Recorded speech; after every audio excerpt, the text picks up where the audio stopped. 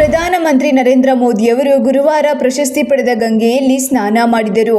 ಸಂಗಮದಲ್ಲಿ ನಿಂತು ಸೂರ್ಯನಿಗೆ ಅರ್ಘ್ಯ ಸಮರ್ಪಿಸಿದ ಮೋದಿ ಆನಂತರ ರುದ್ರಾಕ್ಷಿ ಮಾಲೆಯನ್ನು ಹಿಡಿದು ಜಪ ಮಾಡಿದರು. ಆನಂತರ ಗಂಗಾರತಿ ನೆರವೇರಿಸಿದರು. ಆದರೆ ಮೋದಿಯವರ ಈ ಶಾಹಿ ಸ್ನಾನ ವಿಪಕ್ಷಗಳ ಟೀಕೆಗೆ ಕಾರಣವಾಗಿದೆ.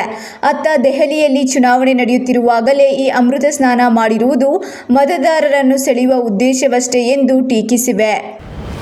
ತುಮಕೂರಿಗೆ ಬೇಕು ಅಂತಾರಾಷ್ಟ್ರೀಯ ಏರ್ಪೋರ್ಟ್ ಎಂದು ಗೃಹ ಸಚಿವ ಡಾಕ್ಟರ್ ಜಿ. ಪರಮೇಶ್ವರ್ ಮತ್ತೊಂದು ಬಾರಿ ಆಗ್ರಹಿಸಿದ್ದಾರೆ. ಆದರೆ ಈ ನಿಟ್ಟಿನಲ್ಲಿ ಅಂತಿಮ ನಿರ್ಧಾರ ಕೇಂದ್ರ ಸರ್ಕಾರಕ್ಕೆ ಬಿಟ್ಟದ್ದು ಎಂದು ಪರಮೇಶ್ವರ್ ತಿಳಿಸಿದ್ದಾರೆ.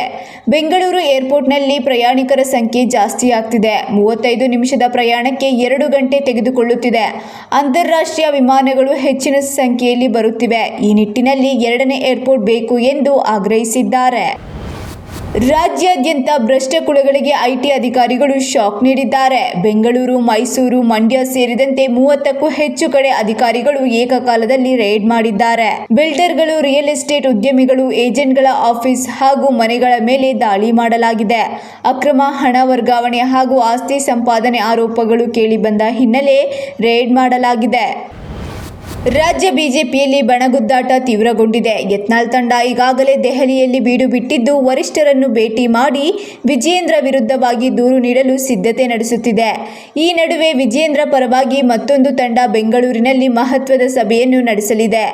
ಎಂಪಿ ರೇಣುಕಾಚಾರ್ಯ ನೇತೃತ್ವದಲ್ಲಿ ಕಟ್ಟ ಸುಬ್ರಹ್ಮಣ್ಯ ನಾಯ್ಡು ನಿವಾಸದಲ್ಲಿ ಈ ಸಭೆ ನಡೆಯಲಿದ್ದು, ಭಿನ್ನಮತೀಯರ ವಿರುದ್ಧ ಹೋರಾಟ ರೂಪಿಸಲು ನಿರ್ಧಾರ ಮಾಡಲಾಗಿದೆ.